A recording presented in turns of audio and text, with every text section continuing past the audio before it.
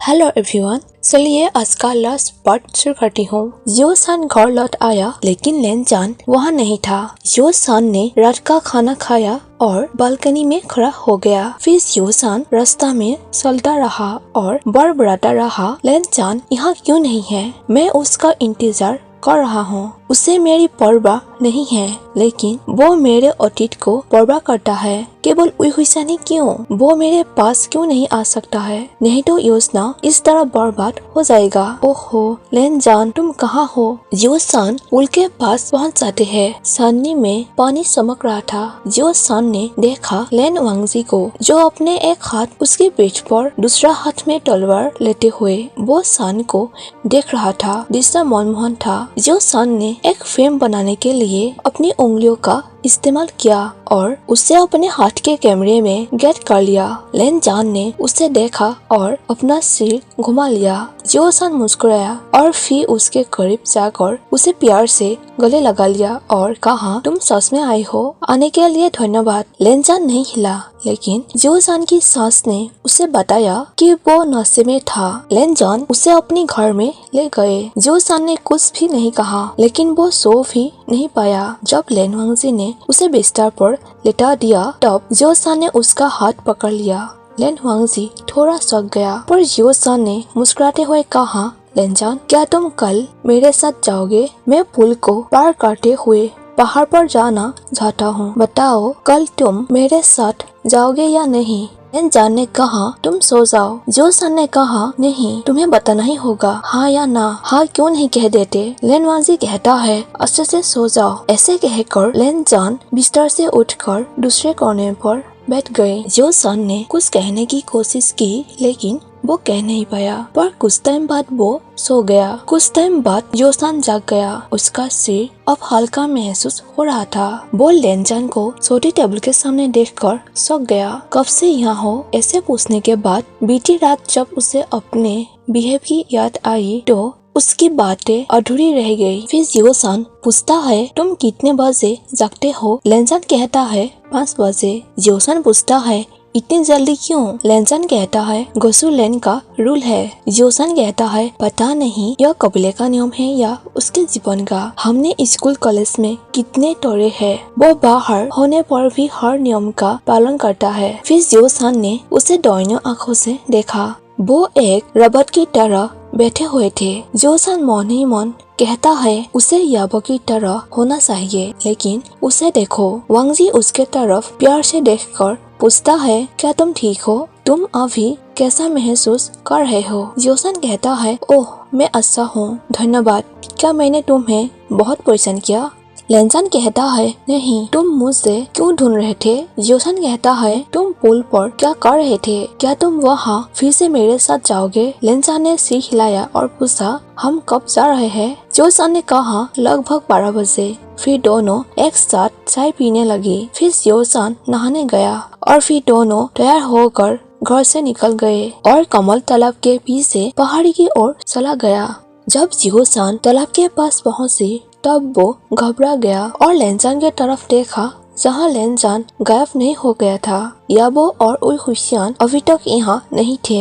यो सान पहाड़ के पास से गुजरा और टहलने के बाद उसे हरियाली दिखाई दी। अनजाने में मुस्कुराया। दृश्य अद्भुत है। उन जंगली जीवों को पकड़ना मुश्किल है। यो सान ने लेन जान को खरगोशों के बीच देखा, जो दृश्य देखने में बहुत सुंदर था। यो सान भी उसके पास गया। उसने उन्हें पकड़ने की कोशिश किया, लेकिन वो बहुत शरारती थे। उसने थपथपाया और लेन जान से कहा, वो केवल तुमसे प्यार करते हैं। लेन जान ने फिर उसे अपने हाथ में दिया। यह मुलायम भुलक्कर है। यो सान को वो सपना याद आ गया। उसने पूछा, क्या तुम्हारे पास गोसु में खरगोश है? लेन जान कहता है, हमारे पास है, मैं उन्हें पसंद करता हूँ। लेन जान ने ये सब उइहुइसान से नहीं कहे थे, इसीलिए इस बार उन्होंने इसे स्वीकार कर लिया। यो सान कहता है, तुमने उन्हें पाला, लेकिन गोसु में पालतू जानवर रखना रूल नहीं है। यो सान सोचता है, लेन जान, मैं तुम्हें अपने पास रखना चाहता हूँ, लेकिन तुम्हें उइहुइसान के साथ बेचने की जरूरत है। याबो और उइहुइसान के आने से पहले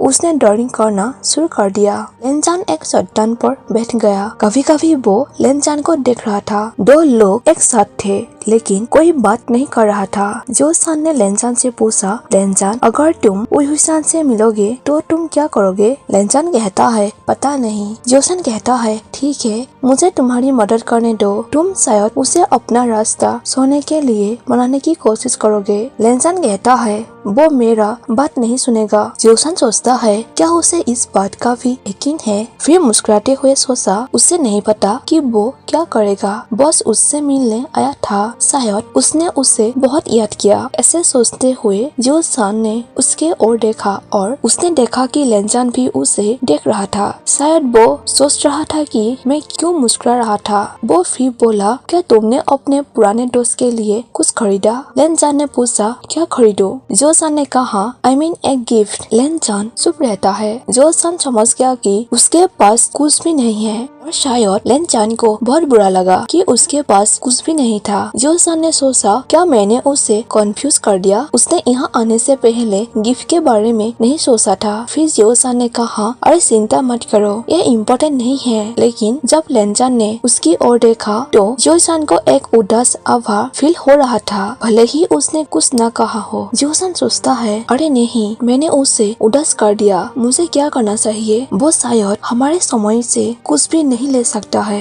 गुफा और तालाब के अलावा कुछ भी नहीं है। भले ही वो अतीत में लौट आए। ऐसे कुछ सोचने के बाद उसने कहा तुम उसे एक फूल दे सकते हो, यह एक अच्छा उपहार है। लेकिन उसे समझ नहीं आया कि लेनजान ने इस बार क्या महसूस किया। जब समय आया जोसान ने प्रस्ताव दिया, लेनजान क्या तुम इसके साथ अपनी गुफा जा सकते हो? उसने एक बैग छोड़ा, इसमें कुछ खाना है पर बैठने और खाने के लिए यहाँ कोई अच्छा जगह नहीं है। जोसान ने एक ड्राइंग दिखाकर पूछा क्या तुम्हें इस तरह जगह के बारे में पता है जहाँ हम दोनों खा सके? लेनजान ने अपना सिर हिलाया और मुस्कुराया। फिर लेनजान ने अपने हाथ से बैग लिया और चलने लगा। उसने दूसरे हाथ में तलवार पकड़े हुए थे। जोसान ने उसे घूरता रहा, शायद वो उसे आखिरी बार देख रहा था। वो सोच रहा था मैं उसे कैसे अलविदा कहूँ। दूसरी तरफ याबो और उइहुसान इलिंग के लिए रवाना हुआ। बस स्टैंड पर खड़े होकर उइहुसान ने खुद को सांत्वना देते हुए कहा कि शायद बस जर्नी पहली बार तरह नहीं लगेगा। फिर दोनों बस में उठ गया और इस बार उसे बिल्कुल भी बुरा नहीं लगा। पहले तो उसने बाहर की ओर नहीं देखा, लेकिन याबो का हाथ पकड़ लिया था। इलिंग बस स्टॉप पर पहुंचने के बाद उइहुसान को लगा कि याबो उससे कुछ छुपा रहा है। आखिर वो एक चतुर व्यक्ति है। उइहुसान उसे पूछता है हम वहाँ क्यों जा रहे हैं? याबो कहता है कमल के तालाब को देखने के लिए। उइहुसान ने कहा और क्यों? याबो कहता है बस तालाब देखने के लिए जा रहा हूँ। क्या तुम यह नहीं देखना चाहते हो कि तुम्हारे मेहनत का फल कैसा होगा? उइहुसान ने उदास महसूस किया। उसने कितनी मेहनत से उन कमल को लगाने की कोशिश की थी और जब पहला फूल निकला तो एक युवान ने उसे तोड़ दिया था। सोचते हुए उइहुसान ने मुस्कुराया। उइहुसान ने पूछा तुम सच में जोसान से मिलने नहीं जा रहे हो? याबो ने अलग तरीके से जवाब दिया मेरा लक्ष्य उससे मिलना नहीं है, मैं तुम्हें अपने साथ ले जा रहा हूँ एक कारण के वजह से। उइहुसान ने उसे चिढ़ाते हुए कहा ओ ऐसा लगता है कि तुमने मुझे उसके ऊपर चुना है। याबो कहता है क्या वो सुंदर नहीं है? तुम बहुत शेमलेस हो। ऐसे कहते हुए याबो ने उसके पीठ पर वार किया। उइहुसान ने नाराज चेहरा बनाया और कहा मैं तुमसे 1000 साल से अधिक बड़ा हूँ, तुम मेरे साथ इस तरह कैसे बिहेव कर सकते हो? याबो ने कहा ओ दादाजी। उइहुसान ने तुरंत जवाब दिया मैं बुरा आदमी नहीं हूँ। याबो कहता है तुमने अभी अभी कहा था कि तुम मुझसे 1000 साल बड़े हो। उइहुसान ने चिल्लाते हुए कहा हाँ लेकिन मैं अभी उतना बुरा नहीं हूँ, मैं कम से कम एक जैसा नहीं देखता, साथ ही मेरा अभी शादी नहीं हुई है लेकिन मेरा बच्चा है। याबो सोचता है शादी और बच्चा, लेकिन बच्चा कहाँ से आया? उइहुसान ने कहा युवान मेरे बच्चे की तरह ही है, वो 2 बहनों और 3 भाइयों को चाहता था। ऐसे कहकर उइहुसान हंसने लगते हैं। याबो कहता है ठीक है, तुम अपने बच्चे को अच्छी तरह से पालना। फिर दोनों तालाब के पास पहुँचा। उइशान कहता है यह वास्तव में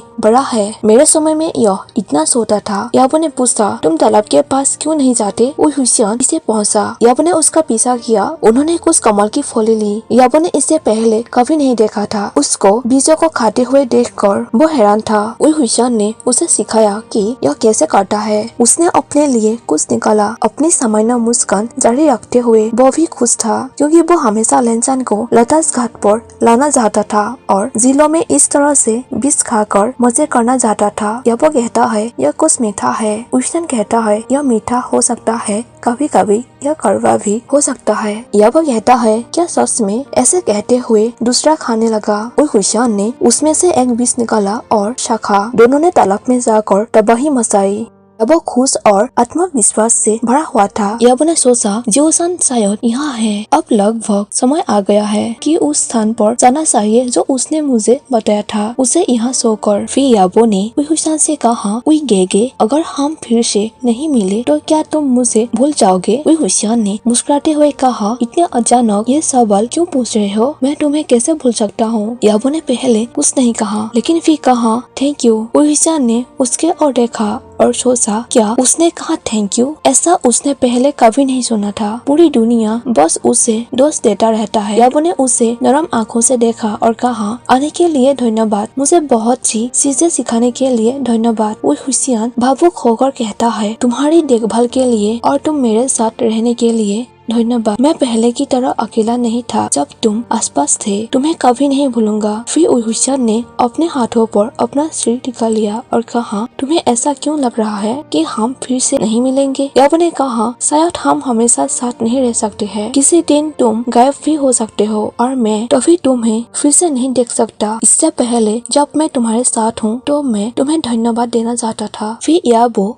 खड़ा हो गए। उइशान की ओर देखते हुए उन्होंने कहा कहीं भी मत जाओ, ठीक है, यहीं रहो, मैं उस तरफ जा रहा हूँ। उसने बड़े चट्टान के पीछे इशारा किया। उइशान ने पूछा तुम कहाँ जा रहे हो? याबो ने चलना शुरू कर दिया। उइशान ने कहा तुम कब वापस आओगे? आखिरी बार के लिए। याबो ने चिल्लाते हुए कहा ठीक है, ना हिलो। फिर चट्टान के पीछे याबो गायब हो गया।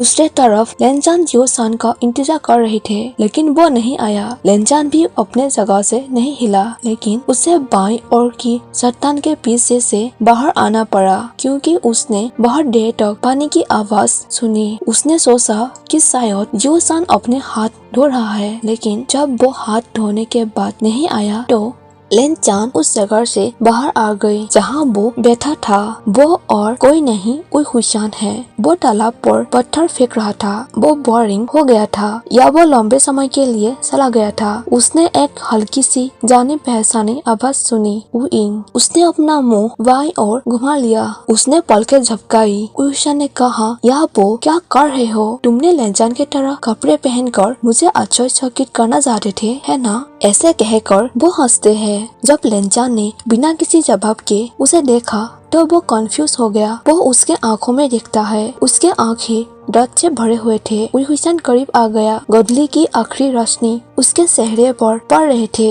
उइशान ने उसे पूछा क्या तुम सच में लेनचान हो? उइशान को सच्चाई का पता चलने पर वो एक पल के लिए रुक गया, फिर मुस्कुराया। लेनचान की खोई हुई आंखें उसके मुस्कुराते हुए चेहरे को दर्शाती है। उसके होठ आधे कटे हुए थे। उइशान ने फिर कहा मैं समझ गया, यह याबो की योजना थी, इसीलिए उसने इस तरह से काम किया। फिर उइशान ने कहा लेनचान तुम्हें वेट कराने के लिए माफ कर देना। लेनचान प्यार से उसके तरफ देखते हुए मुस्कुराते हैं। दूसरी तरफ जियोसान और याबो मिलते हैं। जियोसान और याबो छुप कर उइशान और लेनचान को देख रहा था। जियोसान कहता है उइशान और मैं एक जैसे दिखते हैं। याबो कहता है हाँ, और मैं लेनचान की तरह दिखता हूँ। हम वास्तव में उनका भविष्य है।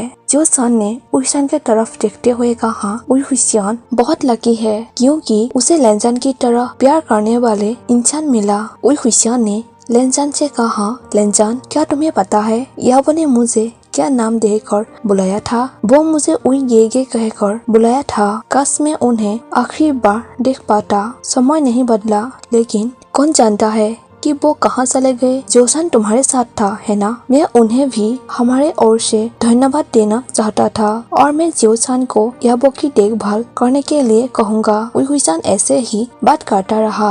लेनजान अचानक तालाब के पास गया और कमल उठाया। फिर वो उइहुइसान के पास आया और फूल से अपना हाथ उसकी ओर बढ़ाया। उइहुइसान पहले तो शक गया और फिर उसने अपने होठों को दबाते हुए मुस्कुराया। फिर पूछा, क्या ये मेरे लिए है? लेनजान ने इशारा किया। उइहुइसान ने लिया और मासूमियत से मुस्कुराया और कहा, ओह लेनजान, तुम बहुत प्यारे हो। मैं तुम्हारे साथ क्या करूं? याबो और जोसान ये सब देखकर बहुत भावुक महसूस कर रहा था।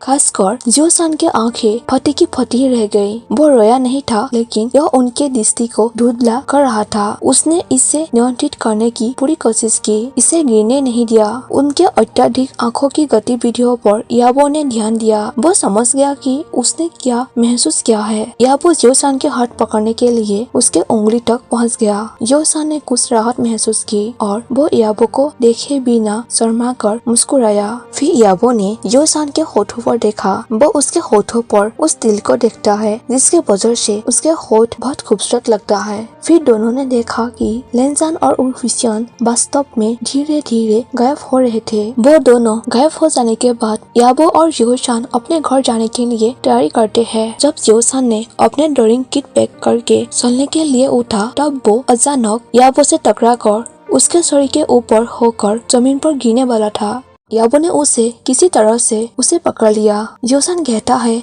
माफ करो, मुझे नहीं पता था कि तुम मेरे पीछे खड़े हुए थे। तुम मेरे पीछे क्यों खड़े थे? उसके कंधे को पकड़कर याबो ने अपने होठ गीले कर लिया। वो दोनों बहुत करीब होते हैं। क्या वो इतना सुंदर है? उइहुइसान के बातें उसके सिर के अंदर घुस रहे थे। उन्होंने केवल उत्तर दिया, तुम्हारे पास बहुत सारी चीजें हैं, मुझे तुम्हें मदद करने दो। तुम अपने घर के लिए कब जा रहे हो? जोसान कहता है, हाँ जरूर, तुम मदद कर सकते हो। क्या तुम मुझे याद करोगे? ऐसे पूछकर जोसान ने स्माइल किया। याबो कहता है, हाँ। गाइस, ये फैन फिक्शन यहीं पर खत्म हो जाते हैं। ऑथर ने ये कहानी यहीं पर खत्म कर दिया है। सो गाइस, आप लोग जरूर बताना कि आप लोगों को ये कहानी कैसी लगी एंड मेरे चैनल को सब्सक्राइब करना और वीडियो को लाइक कर देना। Thank you for watching my video. Bye bye.